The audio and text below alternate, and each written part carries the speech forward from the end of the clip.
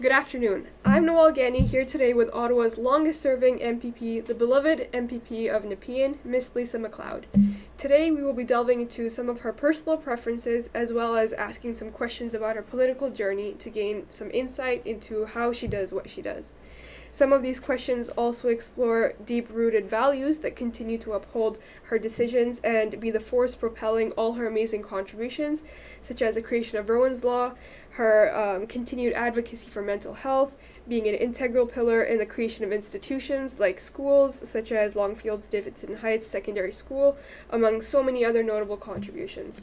Alright, so without further ado, let's start asking some questions. Are you ready, Miss MacLeod? Listen, I am, but let me say, I'm going to have to send my mother that introduction, and she won't believe it. That was very kind of you. Thank you so much, and congratulations, you are a summer student, and you have done a lot of research, not just on me, but you've been doing other projects, and we're hoping that you have a great time, and I want to thank you for taking on what has become an annual project with me, and at least one of my assistants who likes to ask me some questions and humanize politics in our city. Thank you. Of course, it means a lot to me. Thank you so much, and this has been a great experience, and I've learned so much so far, and I can't wait to learn more.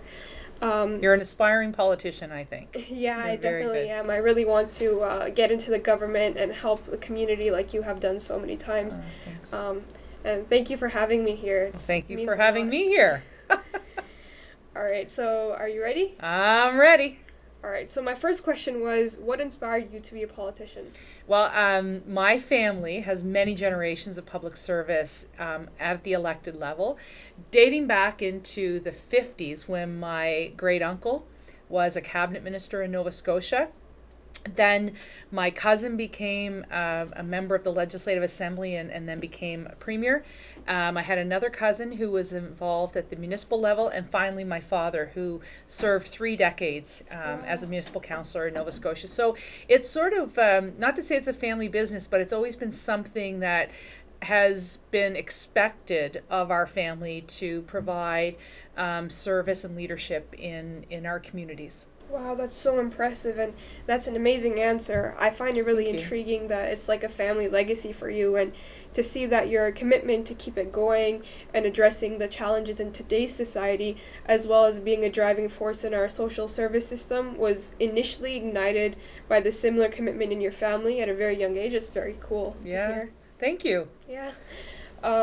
So my second question is, after having witnessed many big changes in society and having seen attitudes shift and evolve and develop, how do you think society should adapt to change? Because, like, for example, we all know that COVID-19 was a dramatic setback for the world, and not just this community or nation or even continent, but like the whole world. So it has had a massive impact everywhere. So it's a really good point, because how do you deal with change? It's going to happen, and it is evolving. Right. And everything has to evolve. And therefore you have to be open. Resisting change makes you anxious. Yeah. It could make you angry, and it can produce outcomes that are not necessarily positive.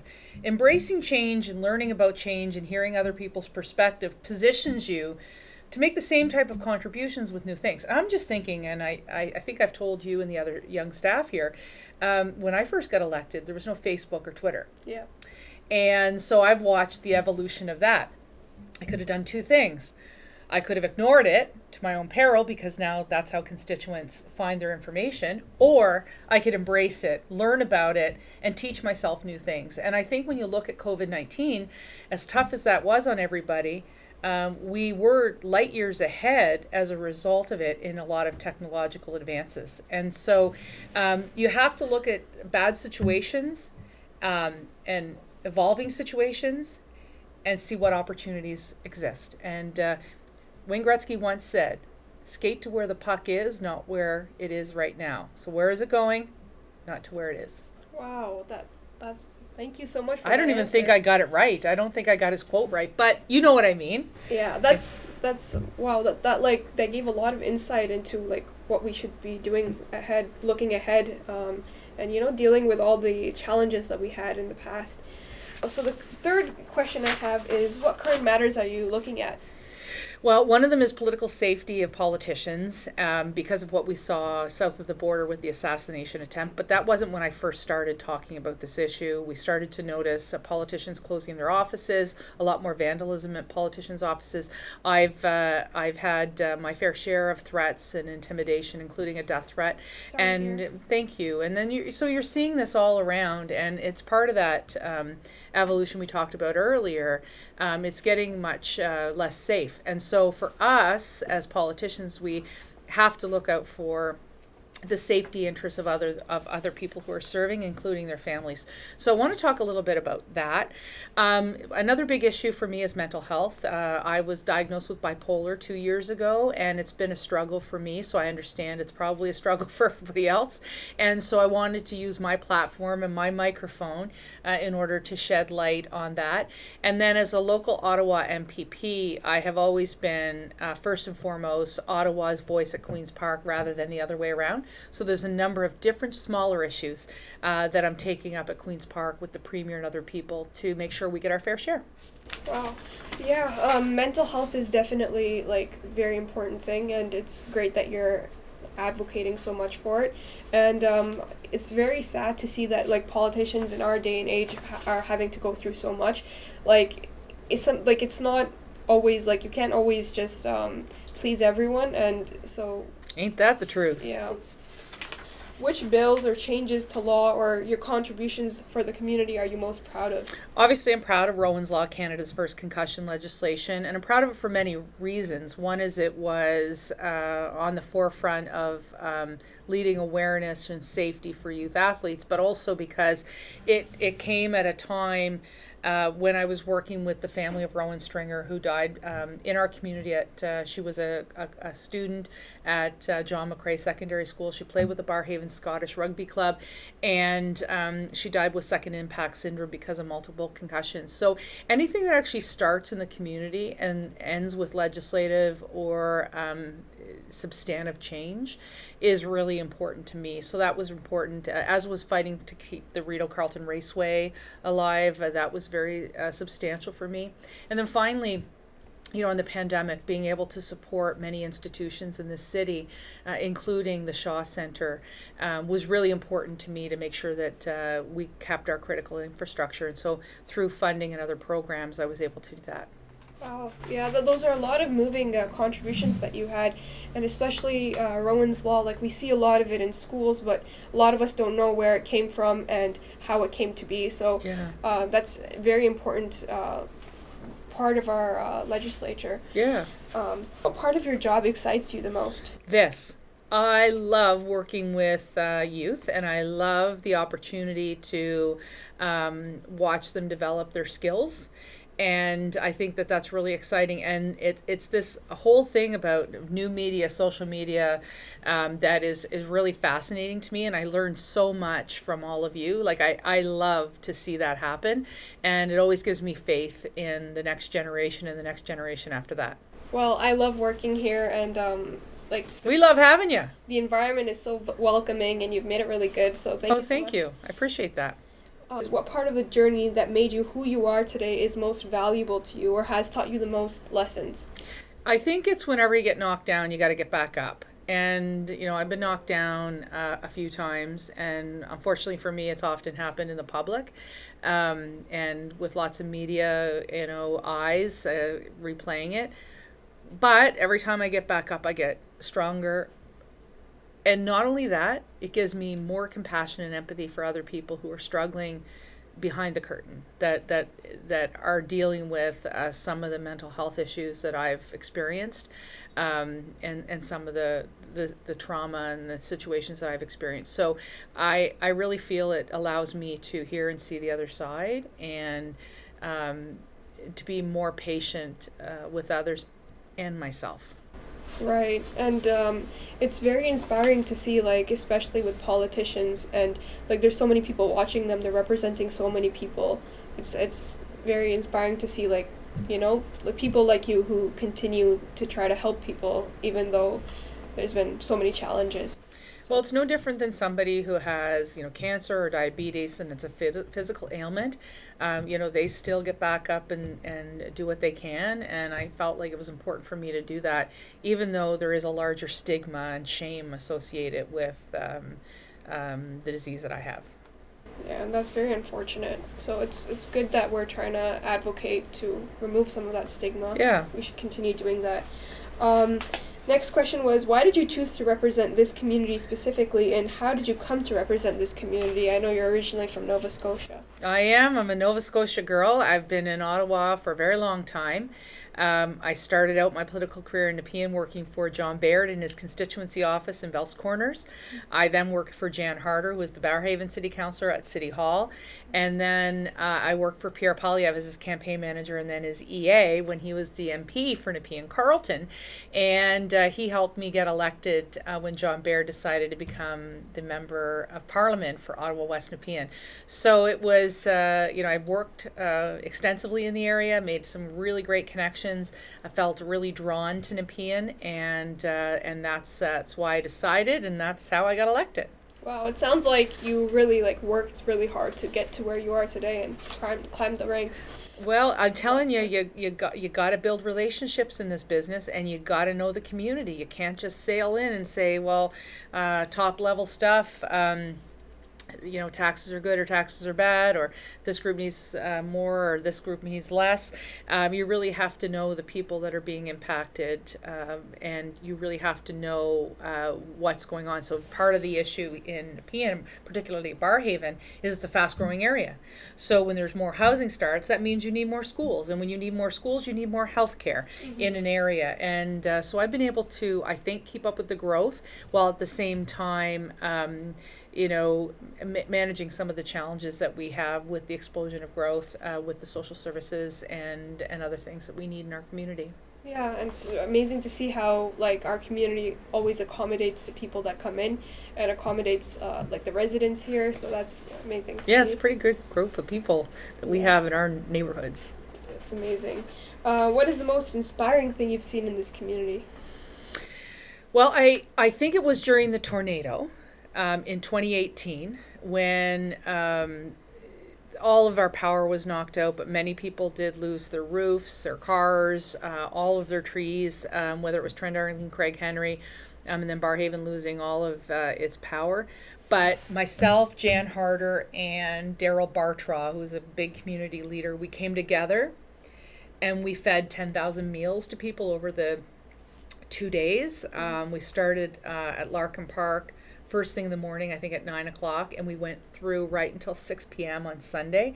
And it was just the power of social media where I was able to tweet out what we needed and people were bringing it. And then you would find out that that a grocery store lost its power and its generator went down, and then they bring us food.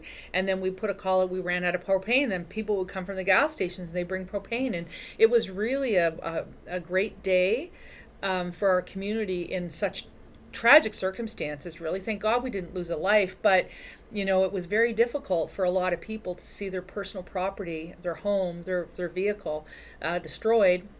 And then seniors or other people who needed electricity didn't have it. And so it was very difficult, but everybody came together and it was remarkable. That's really inspiring. Yeah. I definitely agree. In the times of need and when you need the community to come together, and it really does, that's the sign of a true community. Gotta be proud of it. That's amazing. Yeah. Next question was, is there a certain influential figure you think embodies all your core beliefs and values that could serve as a role model for today's citizens?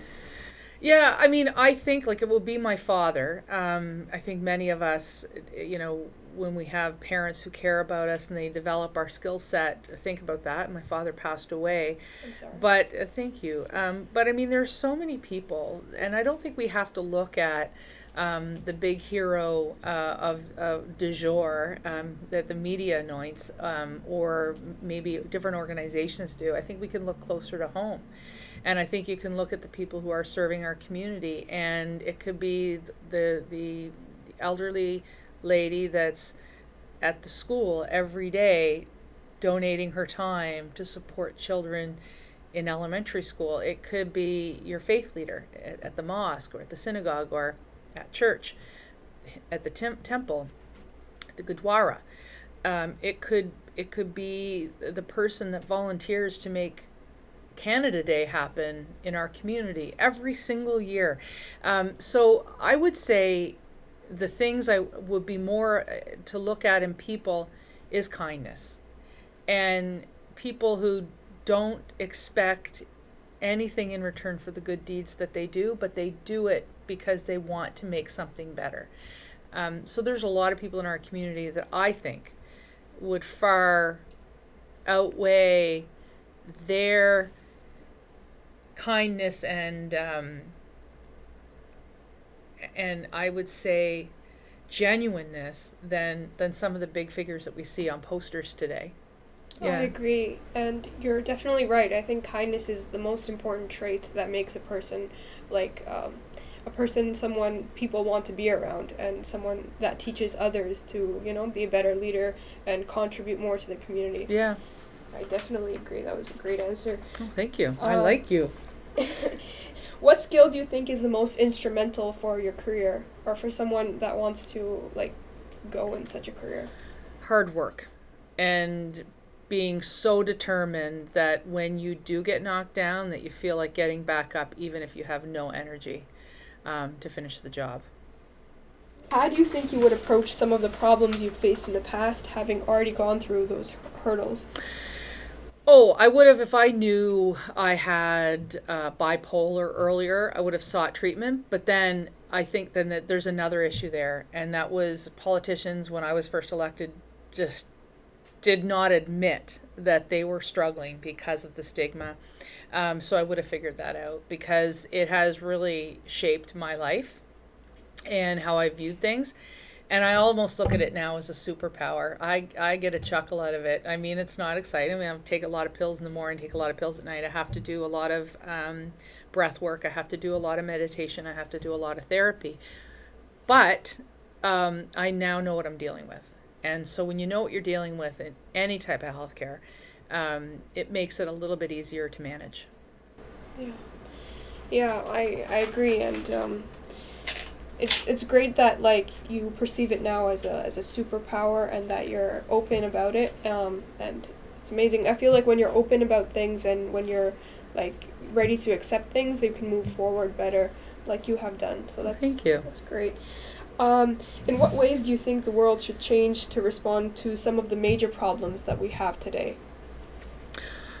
I think leaders have to stand up for what is right. And it's not just political leaders. It is community leaders, religious leaders, it is municipal leaders, those in the media, those in journalism, to not have any conditions around what is right or wrong. For example, threatening the life of a politician, there should be no but. Picking on a person because they're wearing their hijab, you can't say but. There can't be any contextualization about any of this stuff. You should be allowed to wear what you wear in the public. There should be no this contextualization, this whataboutism, this relativism, this I agree with you, but is to me probably the biggest scourge. It's people saying it's okay to hurt this person because I don't agree with them. That is wrong. Yeah.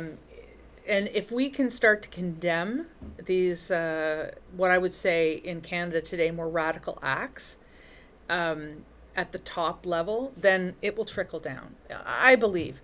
But people are too afraid to stand up. And especially in politics, I've never decided to pick one group over another because one group had more votes than the other. I pick things because I'm right or wrong. And I don't pick things because they're right or left. I pick things because they're right or wrong. And I totally respect law-abiding citizens, and I will support law-abiding citizens. But I will stand up to anybody that doesn't understand or try to protect the rule of law. And I'm just thinking, my federal member, your federal member, is a liberal. I'm a conservative. We work on a number of projects together. We don't agree a lot. But we know that we respect, not necessarily accept each other, points of view. When one of us is threatened, the other should stand up and oppose it. I agree. Because the most powerful thing in a democracy is a ballot box. And that's where we should have our decisions rather than hurting another member of our community. And that's why I think leaders have to start to understand that. Yeah, we should definitely draw a hard line, like, between right and wrong and not mix the two. And there is no justification for, like you said, like, threatening someone's life because you don't agree with their decision. Or at the end of the day, like, it's you should have a good moral compass, and that's what you should live by. The next question is, what do you think is more important, IQ, EQ, SQ, or AQ for someone looking to make positive changes in their community, like you have done? So, for example, like intelligence or emotional, social. Yeah, you know what? It's all good questions, and I really think you have to have all. It's got to be a balance. There has to be some equilibrium where, I mean, sometimes you're going to have to be more emotive than using your street smarts or your book smarts. Sometimes you're going to need to use your academic learnings in order to make the case. So I think you really have to invest your time and energy and skills into all of them. So I can't say one's more important than the other. You could be the smartest person in town but not ever get elected because you don't make that human connection. Yeah. You could also have a lot of human connection but not have the ability to grasp public policy, and that doesn't help you. But if you can figure out a way at any given time to use the skills that you need to use, and it doesn't mean you have to be the best at everything, but you do have to know when to deploy which skill at each given time. Exactly, and I definitely agree, because you may know the skills, but you may not know how to employ them, and you also have to invest your time and energy in that. Yeah. Otherwise, knowing the skills is practically useless. I'm just impressed you know what all the skills are. List them again. IQ, AQ, SQ, and EQ. Yeah. Okay, so the next question is, why did you choose the Conservative Party? Well, my family, as I mentioned before, has a legacy of public service dating back to the 50s, and we've always been conservative. So growing up in a conservative family in Nova Scotia, you typically followed your parents into that. And then when I came to work for Joe Clark, who was the former Prime Minister, and in Ottawa, and I just followed that pursuit. And so these have shaped my values and my ideas. Yeah. Amazing. And if you had to pursue a different career, what would it be? Well, I would often say lawyer, but maybe comedian. Like, I think I'm hilarious sometimes. But sometimes people don't get my jokes, but I do. Yeah. You are really funny. Oh, thanks. Well, don't tell anybody. They won't go to my sold-out show. What organization, business, or any, organization do you find particularly inspirational for their outstanding journey or values or contributions? It's a new group. It's called Dare to Be Vulnerable Project, and those who sort of watch my YouTubes will know that I had Susan Blaine in, who is the founder, and I love the work that she's doing. It really talks about destigmatizing mental illness and making it an acceptable thing to talk about and to seek treatment for. So I think that is it's a great example, but there's many out there, but that's the one I'm mostly involved with at the present moment. I see. Is there a particular person that has been absolutely instrumental or a pillar in your political journey? Oh yeah, so I would have said my father. He died in my first after my first year and in my first campaign. But it would have to be my husband, Joe Varner. He's my campaign manager. He's won 6 elections. I fire him at least 3 or 4 times per campaign, and I don't pay him at all.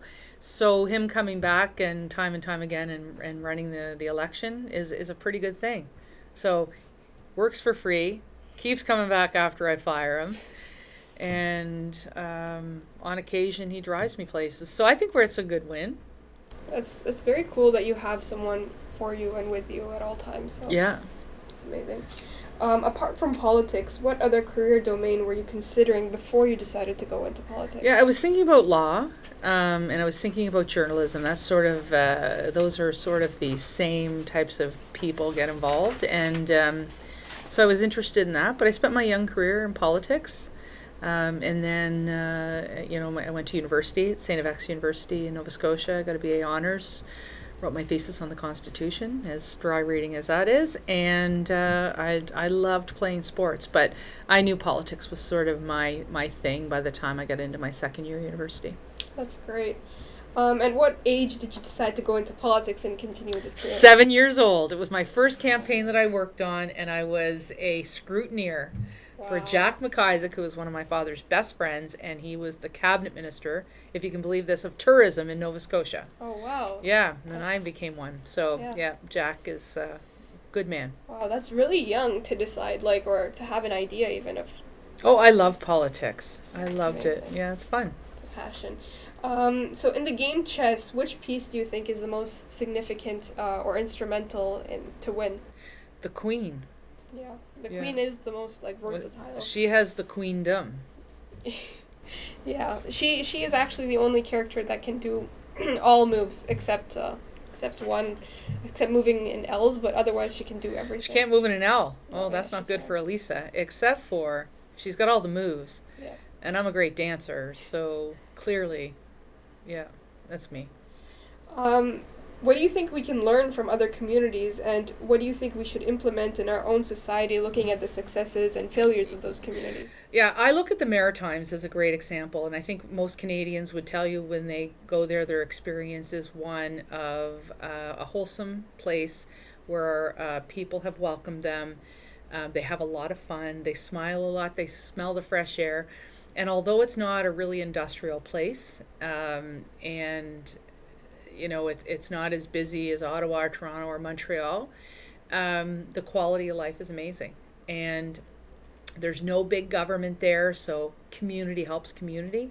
And I think people really like that. And so I would say for Canadians or anybody, look at the example of Nova Scotia, and that's how I treat the community that I represent, as if it were an East Coast community of people that I love and get excited about seeing.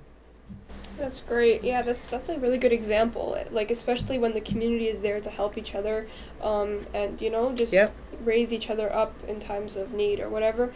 That's amazing. Yeah.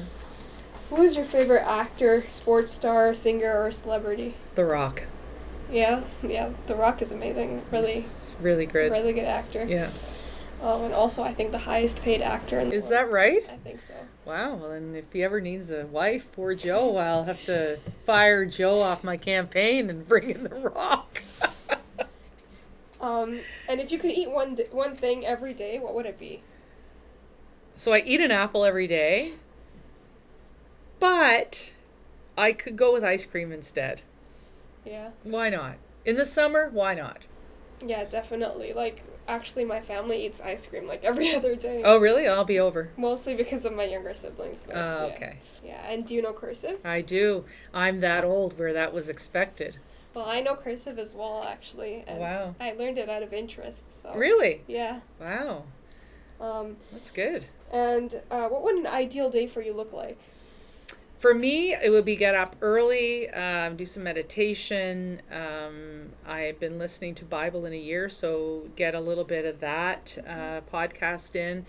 Obviously brush my teeth, wash my hair, that sort of thing, and have a nice hot piping cup of tea. Wow. And go through the news and do it all before everybody else gets up. That's amazing. And then come to work because I love my job and I love the people I work with. And then be home in time to make a nice dinner for my family. Yeah. Wow, you get so much done within one day, and that's really, it's really Oh, I don't cool. get it done every day. That's just you asked me what a good day would be. But, that just shows discipline, and Yeah. I would also hope to get that much done within I also like to do laundry. I'm probably the only person that loves to do laundry. It's a thing for me. Oh, really? Yeah. Maybe the bipolar side of me that I have to always keep moving. But yeah, it's a thing. And what's your favorite, background or, natural sounds, white noise? It is white noise. I like it. I've learned that there's so many more noises. Like there's a brown noise and I think a green noise and a purple noise. Wow. But I've learned this because I also have a sleep disorder, circadian rhythm dysfunction, and so I've been learning all about this. You're like, what? You really have that too? I have it all. Yep. Because my younger brother was born during like COVID season, so Oh wow. so my parents would put white noise for Yeah. him. It's But great. Now he still uses white noise, but my parents are also like attached to that white noise. They whenever they take naps, they It also, is so nice. What do they have? Do they have one of those eggs machines? they actually just installed a white noise app on the Oh, on their tablet. phone. Yeah. Yeah, so my nephew, he was born, he's 2 years old now, and they had this like little egg thing, Mm-hmm. and we went on to a family trip, and so I used it like was he was in the same room, and I'm like, this is the most amazing thing. I'm gonna have the best sleep of my life, like this white noise. So then this is for a 2-year-old, and so I'm like, I need to get one of those. So I ordered it off Amazon, and I love it. Yeah, and my Yeah. dad, like whenever he takes a nap, he always keeps the white noise on. Oh, really? Yeah. Yeah, they've grown so attached to it. So. Yeah, it is actually great. So if anybody wants one, apparently you can get an app, but also you can buy this egg, and I think it's called egg, but I don't know. You can get it off Amazon. Just check it out. Has all kinds of different noises, but I prefer the white noise. Good for you for bringing that up. That's a public service announcement for everybody. Which part of Canada do you think has the best natural sights or like view? I've been to every province and every territory, and each one of them I am just astounded by. So whether it's Signal Hill, the Cabot Trail, the St. Lawrence Seaway, the Thousand Islands, Niagara Falls, like you could go right across to Banff National Park, to Riding Mountain National Park, anywhere. I couldn't pinpoint which one is actually better. That is a hard question. Canada is beautiful. We have it all. And there's so many scenic places, like just even like in the outskirts of Ottawa. I mean, Ottawa is beautiful, but Yeah. if you want to explore something new in the outskirts of Ottawa, you can't get enough. Well, especially when you go like to places like Smiths Falls and you see like the canal and then the limestone communities. It's just it's incredible. We're very blessed to have gorgeous Exactly. views and a diversity of it. Exactly, and I've been to Niagara Falls 3 times, but my mom is planning or wants to go again because we can't get enough of it. It's just too nice. It's a lot of fun and you there. can't like have explored everything. It's just there's always something new. Yeah, Yeah. yeah. And what's your favorite smell? Like any smell that gives you I nostalgia? think it's vanilla. Vanilla. Yeah. Yeah. Yeah, I like that smell. I think it not just like the vanilla ice cream, but like I think I like it like when it just smells like cookies and So sweet. cakes. And It smells like you're going into your grandma's. yeah. Yeah. And like it's the vanilla bean smells it's like such a strong smell, but Yeah. it's still like it's still so nice and it reminds you of something warm and Yeah, sweet. exactly, like a cookie Yeah. with ice cream. Um. A warm cookie with ice cream. Yeah. Exactly. Can you write in different fonts? Like you know how to do cursive, but like do you know other fonts? Nope. No. Yeah, I told you before, I write like a doctor. So that I think there's a special type of writing that I do. Chicken scratch. Yeah, like I know cursive, but not many other fonts. But I'm looking into calligraphy. It's really, I think that's cool. yeah, Yeah, it's beautiful. yeah. Which myth or commonly believed idea do you disagree with the most? Diet Coke is not better than Diet Pepsi. Okay. That's a huge myth. I see over there in the popcorn seats over there. What is that called? They're over there saying I'm wrong. But the other myth that everyone confronts is they think they're not enough. And I'm here to tell you are. And there's going to be days where you're going to think and the voice in your head or somebody's going to say it. And I'm here to tell you you're enough. Break the myth. Thank And you. also I prefer Diet Pepsi.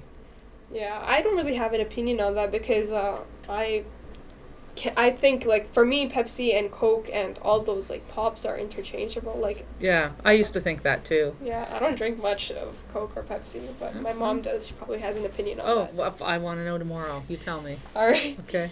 Who do you think, who do you believe is the funniest famous person? I think any comedian that has sort of made it big not only makes me laugh, but they also make me think. So a good comedian, a good funny person, actually has an extreme intellect. And so I would go with Dave Chappelle right now, but there's a lot in his class that sort of make me laugh because they do tackle profound things that are absurd. And I just think that's great. And actually, Dave Chappelle, he tests a lot of limits. Not that I agree with some of the things he says, but it's, I think when we're told not to think is when you have to think harder, if that makes sense. Yeah, that does. Yeah.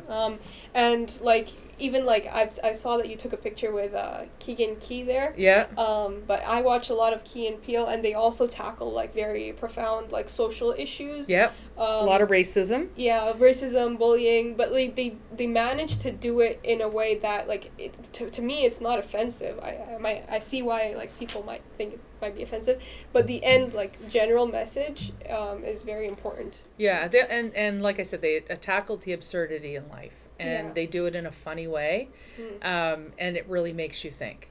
And so that's what a good comedian does. Mm-hmm. And I have to say, I didn't really know much about the trade or the craft or the art form until most recently, like just started to think about it. Because I think when you look at some of the issues they tackle, for example, Robin Williams, he was, of course, he probably passed away when you were very young, one of the greatest comedians of all time, but he talked about some very profound things. Yeah. And you know, they make a lot of fun of politicians. That's okay. I feel like whenever you can make fun of like issues that, you know, impact a lot of people and do it in a way that you get a message across, that's what makes a good comedian. Yeah. And of course it has to be funny, but yeah, exactly. Yeah. And the next question is, on a hot sunny day, what is the first drink you think of to quench your thirst? Diet Pepsi. All right. Did you really need to ask after all that? No. And the next question is, what is the most comforting thing that you've taken part in? Comforting thing I've taken part in? That's an amazing question. I think it's probably like a family reunion.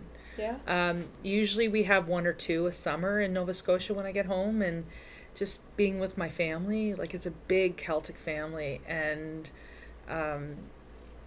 there's something to be said about unconditional love. Yeah. People that love you no matter what you do. You can just drop into their arms at any time. That's comfort. That's love. Yeah. That is really comforting, just to be with your family and people you love. Yeah. What is your favorite motivational quote or saying? If you're going through hell, keep going. Winston Churchill said that during the war, Second World War, and I think it can apply to almost anything. Stressed out at work, you're going through hell, keep going. You're going through a health crisis, you're going through hell, keep going. You're going through a political crisis, you're going through hell, keep going. And it really means that if you keep going, you'll get out of it. And don't give up, because you know the success is on the other side of this. And I've always thought about that, and I love it. And that's maybe why they won the war in World War II, is because, well, they were on the losing end for quite a bit. And yeah. They persevered. So perseverance, great word. And that's why they won at the end of the day. Yeah. What is your idea of the most fun thing to do on a weekend? Sleep in. Yeah, I think everyone agrees with that. Yeah. I like to sleep. Yeah. And you're really busy, so it's important. Yeah. Do you like board games, and what's your favorite board game? So, no, I don't like playing board games, but when I was younger, I have a sister and I have two cousins that were raised as my brothers, and we used to play Monopoly. And one brother, who's the older brother, who we shall not name, he used to cheat because the other brother, who shall not be named, wasn't as swift as him. And so I used to just watch it. My sister would just laugh, and these two would be, one's cheating and one's... Poor guy. Yeah.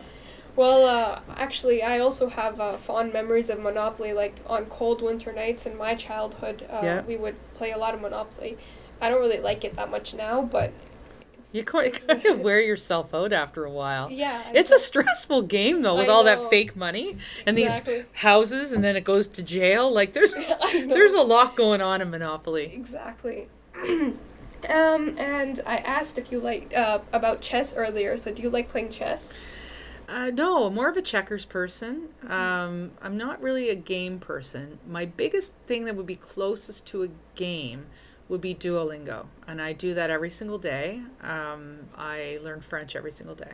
I also learned French with Duolingo in the beginning. No kidding. Yeah. What is your favorite herb or plant? Basil. I love the smell of basil. I love cooking with basil. I love growing basil. The smell of basil is very comforting. Incredible. It's Yeah.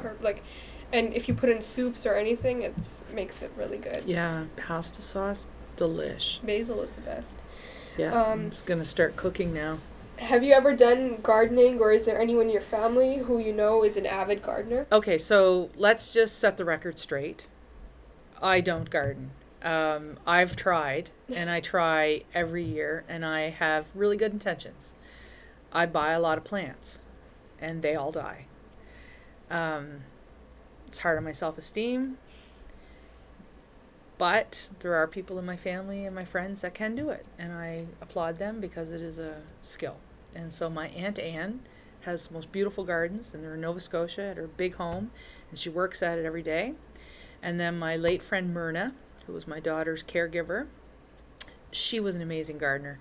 And true story, she did and tended to the garden in the flower beds over at Mannerdale Public School for 50 years. Wow. Before she passed away.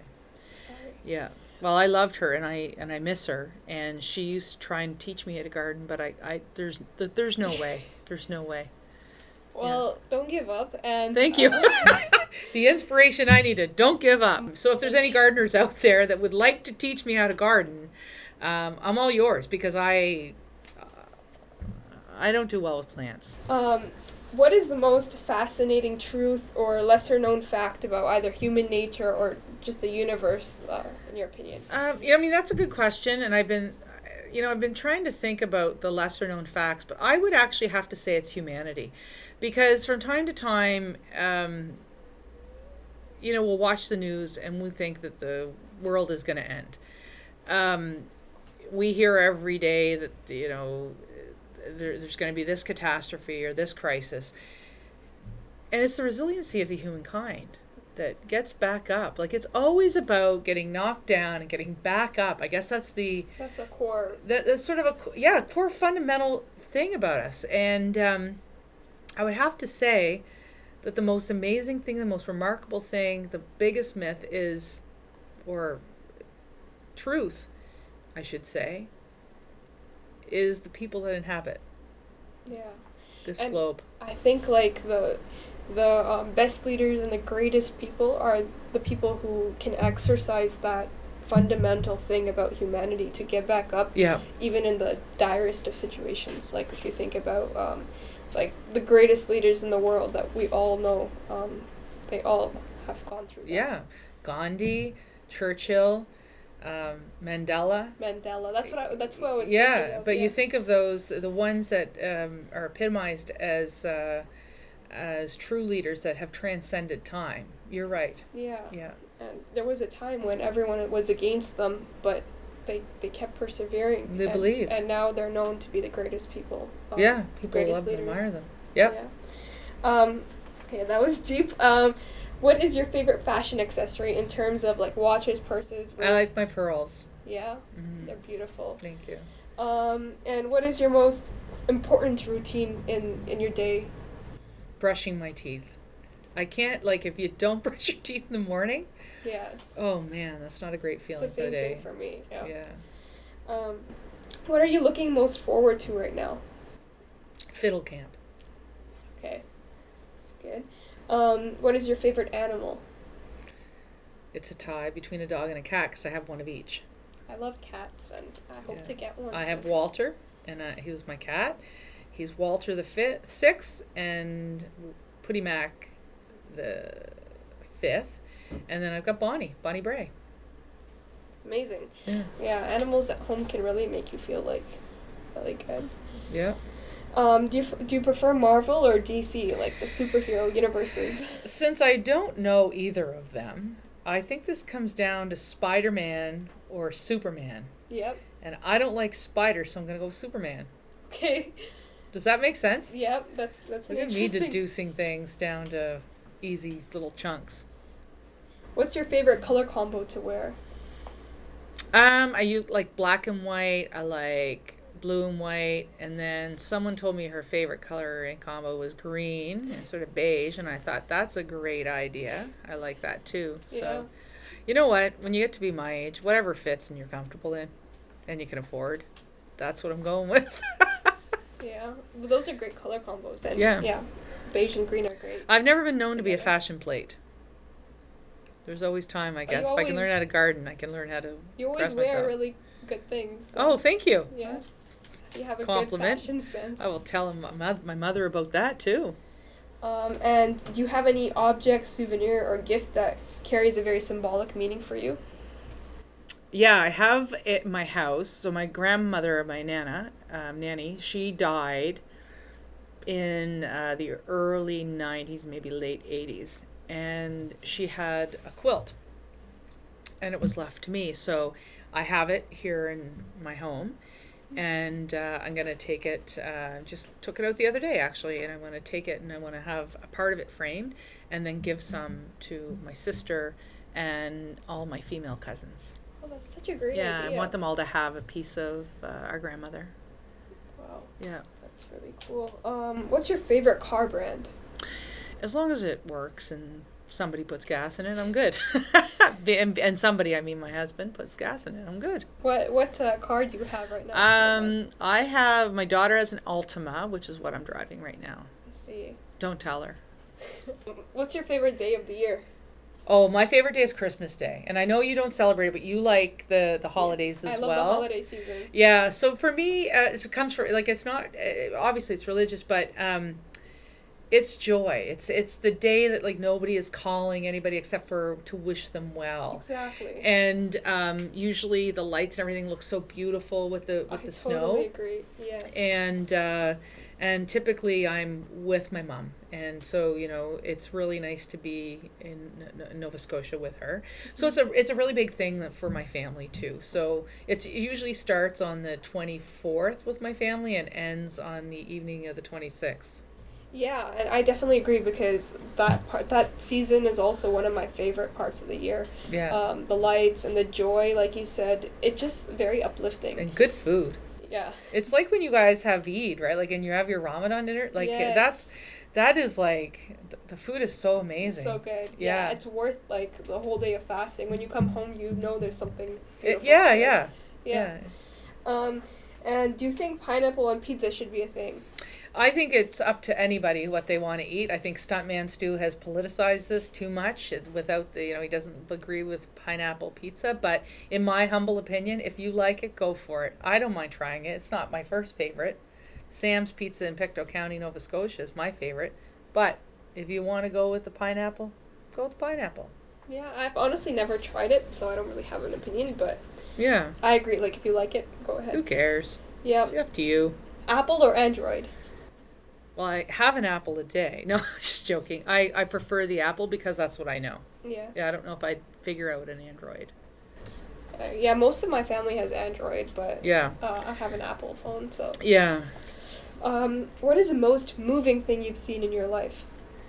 Oh, I think it was when the people of Nepean came together to, after the tornado to Support feed one everybody. another. I think that was incredible. But I see that all the time. Whenever there is a great crisis, I see people stand up.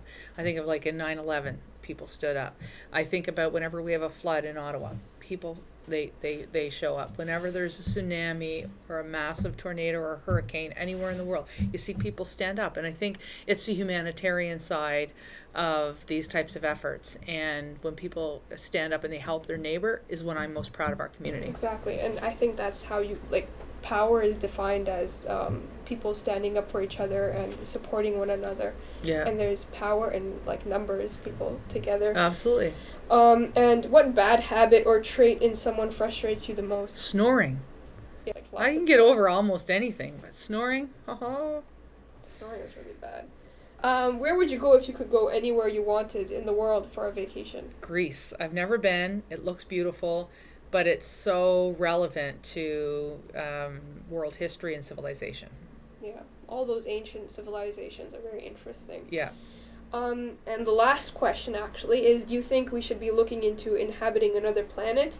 And is it ethical to be looking into colonizing space? Or do you think we should focus more on fixing the Earth rather than looking I into think I'm colonizing happy to be in Barhaven. I don't really have an opinion on that. I don't even see it as happening, but then maybe in 20 years it'll happen. I don't know. Maybe George Jetson will come back from the cartoon and tell us how to do it. But no, my preference is that, we look after Canada, and then we make sure that we have a great place to live. I think that my focus is on that. And I'll let Elon Musk and other people figure out what they're doing up there in space. Very good answer. Okay, and that's it for today. Thank you so much for telling us more about you, and it was really insightful. Like, some of the deep answers that you had were really telling of, your journey, and I think that's the main purpose of this interview. Well, thank you, Noella. You did a really good job. I'm very proud of you. Thank you so And much. I'm excited that you took part in this, because it was, I think, your second or third day. And we're like, here's your project. And then you did such a great job. We've asked you not just to be our co-op student, but to stay on as a summer It student. means a lot to me. Well, Thank it you means so a lot much. to us that you're staying. You're doing a great job. You're a pleasure to work with. And I know how much you love your family. And I think that's wonderful that we get to hear about them, because I can't wait to meet them. And I hope they love what you've been able to do with this interview. And I hope we see many more things like that to come. Thank you so much. It's been a great experience, and I love working with you and the rest of the team here. It's really felt very welcoming, like the first day I came here. So. And we had shawarmas. Yeah, we had shawarmas, and that was really fun too. Yeah. Yeah. Thank you so much. Well, thank you. And that's our episode of, was that 70 questions? 60. 60 questions with MPP Lisa MacLeod. That's me. And Noella, my wonderful summer student who has grilled me. Pretty good questions, though. And she's only 17, so that's pretty incredible. So thank you very much. And to those behind the camera, I want to say thank you to RJ, who's another summer student who's doing this. And then over in the cheap seats, the Peanut Gallery, Patricia, and of course, Jesse. So thanks, guys. And Vincenzo, who you regularly see, he's off on summer holidays. So we'll talk to you soon. Thanks for joining us. Thank you.